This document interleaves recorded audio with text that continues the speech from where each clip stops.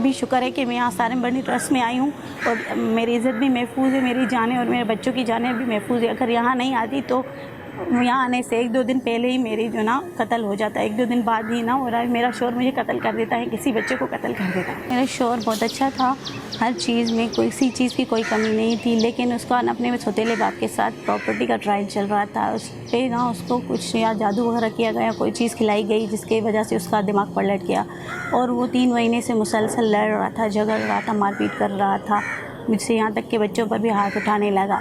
3 महीने लगातार ये मुसलसल झगड़ा लड़ाई चल रहा था। वो नशा कर रहा था ना, उसकी वजह से शायद बहुत दिन रात लड़ाई झगड़ा, ना नींद करता ना बच्चों को नींद करने देता था। एक हफ्ते तक पूरी रात झगड़ा लड़ाई, इतनी चीखें मार पिटाई, इतनी पता नहीं कितनी दूर दूर तक आवाज़ जा रही थी। मेरे घर के पास पुलिस चौकी थी, उन्होंने भी कोई हेल्प नहीं की, कोई कभी दरवाजे पे भी नहीं आया था कि बच्चों की और इतनी चीखें आ रही हैं, घर से क्यों आ रही, क्यों नहीं आ रही। हर कोई बोल रहा था इनके अपने घर का मामला है, घर का मामला है, लेकिन ऐसे तो नहीं होता ना, घर का मामला है लेकिन पुलिस को तो आना चाहिए ना, पूछना चाहिए ना कि भाई क्या हुआ है। इतनी 1-2 दिन की बात भी नहीं है, हालांकि 3 महीने तक ये मतलब चल रहा था, रात तक चीखें चल रही थी, फिर भी उन्होंने कोई ना पूछा, ना सपोर्ट की, ना कुछ भी नहीं। बस वो ना नशा कर रहा था, उसको नशे में पता नहीं चल रहा था क्या कर रहा हूँ क्या नहीं कर रहा हूँ, उसको कुछ भी समझ में नहीं आ रहा था। 1 घंटा सही था तो 10 मिनट मतलब 10 मिनट में ही उसका दिमाग पलट रहा था।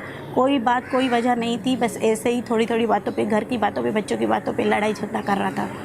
मदर फादर वो उनकी भी डेथ हो गई है, मेरी ना mother in law father in law उनकी भी डेथ हो चुकी है, इसलिए हमारा कोई भी नहीं था। किसी ने भी कोई हेल्प नहीं की, किसी ने भी कोई मतलब नहीं किया, इसलिए फिर यहाँ पर मैं आई हूँ अपनी जान बचाते हुए। शेल्टर होम में आई हूँ। यहाँ पर माशाल्लाह जो है ना हर चीज़ की सहूलत है। हर आलिया भाभी मेरे बच्चों का हर चीज़ का बहुत ख्याल रखती हैं और ज़िंदगी में मेरी पहली ईद यहाँ पर हो रही है अपने बच्चों के साथ। मेरे बच्चों की और मेरी शौहर के बगैर पहली ईद है।